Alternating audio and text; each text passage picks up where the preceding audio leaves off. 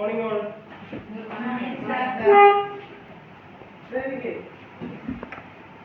നിങ്ങൾ ഈ ഏറ്റവും അടുത്ത് നടന്നേ നേപ്പാളിലെ ഭൂകമ്പത്തെ കുറിച്ച് വായിച്ചാണ് പത്രത്തിലൊക്കെ, അല്ലെങ്കിൽ ഫോണിലൊക്കെ വീഡിയോ കണ്ടായിരുന്നു? എന്തൊക്കെ സംഭവിച്ചവിടെ ഭൂകമ്പം കൊണ്ടോ?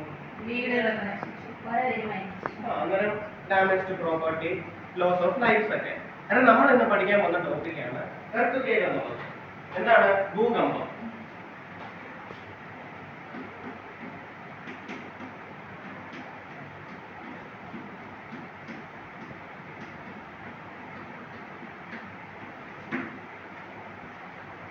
ഞാൻ ഒരു ചോദ്യം ചോദിക്കട്ടെ, എന്താണ് ഒരു ഭൂകമ്പം എന്ന് വെച്ചാൽ? What is earth? Very good. ഭൂമിയുടെ കുലുക്കം. നമുക്കത് കുറച്ചുകൂടെ ഡീറ്റെയിൽ ആയിട്ട് നോക്കാം. ഭൂമിയുടെ ഏറ്റവും അടിയിലുള്ള റോക്കുകൾ, ഡീപ്പർ പാർട്ടിലുള്ള, എവിടെയാണ് ഡീപ്പർ പാർട്ടിലുള്ള റോക്സ് ഡിസ്പ്ലേസ്മെന്റ് അല്ലെങ്കിൽ ഫോൾട്ടിങ്, ഡിസ്പ്ലേസ് ചെയ്യുക അല്ലെങ്കിൽ വ്യതിചലിക്കുക അല്ലെങ്കിൽ ഫോൾട്ടിങ് സംഭവിക്കുക. എന്തുമൂലം? പ്ലേറ്റ് മൂവ്മെന്റുകൾ മൂലം സംഭവിക്കുമ്പോൾ അവിടെ സിവിയർ പ്രഷറാണ്, വളരെ എന്താണ് കൂടുതൽ മർദ്ദം ഉണ്ടാകും. ആ സിവിയർ പ്രഷർ കാരണം അവിടെ സീസ്മിക് വേവ്സ് ജനറേറ്റ് ആവും. ആ സീസ്മിക് വേവ്സ് കാരണം നമ്മുടെ സർഫേസിൽ ചില കുലുക്കങ്ങൾ, ട്രെമേഴ്സ് ഉണ്ടാകും. ആ ഷേക്കിങ്ങിനെ നമ്മൾ എക്സ്പീരിയൻസ് ചെയ്യുമ്പോൾ അതിനെ നമ്മൾ വിളിക്കുന്ന പേര് എന്താണ്? എർത്ത്. ഓക്കെ. അങ്ങനെ എവിടുത്തെ റോക്സ് ആണ്? ഡീപ്പർ പാർട്ടിലെ റോക്സുകൾ ഡിസ്പ്ലേസ്മെന്റ് ഉണ്ടാവും, ഫോൾട്ടിങ് ഉണ്ടാവും. എന്തുമൂലം? പ്ലേറ്റ് മൂവ്മെന്റ് മൂലം. അന്നേരം അവിടെ സിവിയർ ആയിട്ടുള്ള പ്രഷർ ഉണ്ടാവും. ആ പ്രഷർ മൂലം ഉണ്ടാകുന്ന സീസ്മിക് വേവ്സ് ഭൂമിയുടെ മേളില് ട്രെമേഴ്സ് അല്ലെങ്കിൽ ഷേക്കിംഗ് ഉണ്ടാവും. ആ ഷേക്കിങ്ങിനെ നമ്മൾ എക്സ്പീരിയൻസ് ചെയ്യുന്നതാണ് എർത്ത് എന്നുള്ളത്. ഓക്കെ.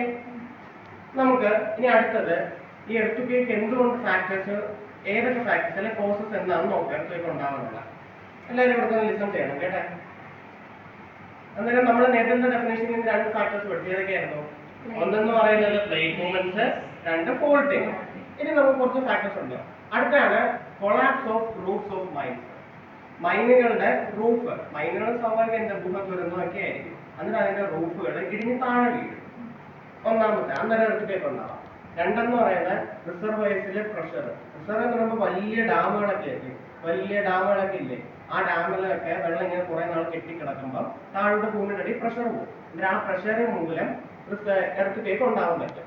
മൂന്നാമത്തെ പറയുന്നത് വോൾക്കാനിക് എറപ്ഷൻ. എന്താണ്? അഗ്നിപർവ്വത വിസ്ഫോടനം. അങ്ങനെ അഗ്നിപർവ്വതങ്ങൾ വളരെ ഭീമാകാരമായിട്ട് വിസ്ഫോടനം ഉണ്ടാകുമ്പോൾ അതിന്റെ എഫക്റ്റ് മൂലം എന്താവും? എർത്ത് ഉണ്ടാവും. അതായത് നമ്മൾ ഏതൊക്കെ ഫാക്ടേഴ്സ് പഠിച്ചു?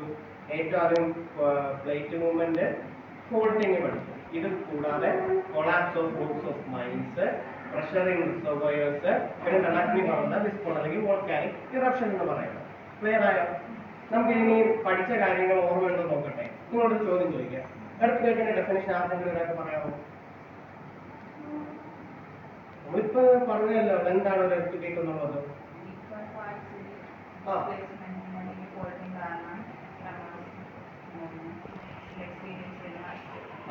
അത്യാവശ്യം പറയാൻ ശ്രമിച്ചു. വരും. അതായത് ഭൂമിയുടെ ഏറ്റവും അടിയിൽ റോക്കുകളുടെ ഡിസ്പ്ലേസ്മെന്റ് എന്തെങ്കിലും ഉണ്ടാകുമ്പോൾ അവിടെ ഉണ്ടാകുന്ന സീസ്മിക് വേവ്സ് കാരണം ഉണ്ടാകുന്ന എർത്ത്. ഏകദേശം ഇപ്പൊ നിങ്ങൾ ഇനി വീട്ടിൽ പോയി റിവൈസ് ഒക്കെ ചെയ്തിട്ട് വന്നതാണ്. ഇനി നമുക്ക് ഇതിന്റെ അടുത്ത ടോപ്പിക്കിലേക്ക്, സബ് ടോപ്പിക്കിലേക്ക് പോകാം. അതെന്ന് പറയുന്നത് ഫോക്കസും എപ്പി സെന്ററും എന്താണെന്ന് പഠിക്കണം. ഇത് എർത്ത് രണ്ട് പോയിന്റ്സ് ആണ്. കാരണം ഇതിനായിട്ട് നമുക്ക് ഈ ഡയഗ്രാം ഉപയോഗിച്ച് പഠിക്കാം. അതൊന്നും നിങ്ങൾ പെട്ടെന്ന് മറക്കില്ല. ഓക്കെ.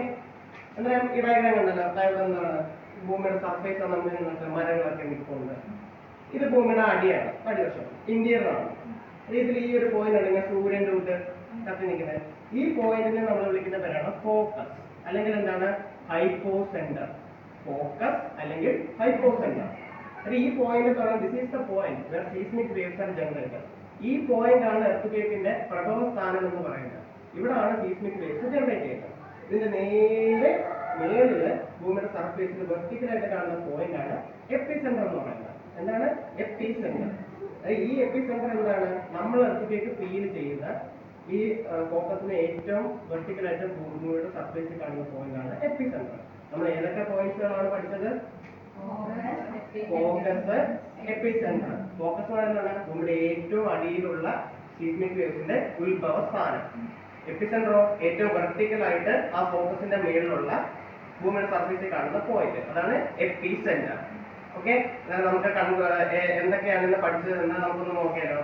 ഏറ്റവും ആദ്യം നമ്മൾ എന്താ എർത്ത് കേക്കിന്റെ ഡെഫിനിഷൻ പഠിച്ചത് എന്താണ് എർത്ത് കേക്ക് എന്ന് പറഞ്ഞാൽ? ഭൂമിയുടെ ഏറ്റവും അടിയിലുള്ള ഡീപ്പർ പാർട്ടിലുള്ള റോക്സുകൾ ഡിസ്പ്ലേസ്മെന്റോ അല്ലെങ്കിൽ ഫോൾട്ടിങ്ങോ ഉണ്ടാവും. എന്ത് മൂലം? പ്ലേറ്റുകളുടെ മൂവ്മെന്റ് മൂലം. അന്നേരം അവിടെ സിവിയർ ആയിട്ടുള്ള പ്രഷർ ജനറേറ്റ് ചെയ്യും.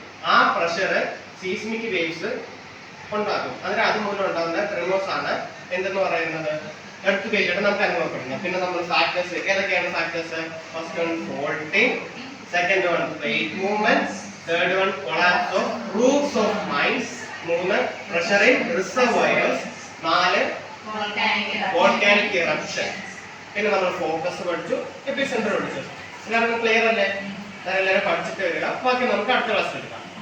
Okay, by.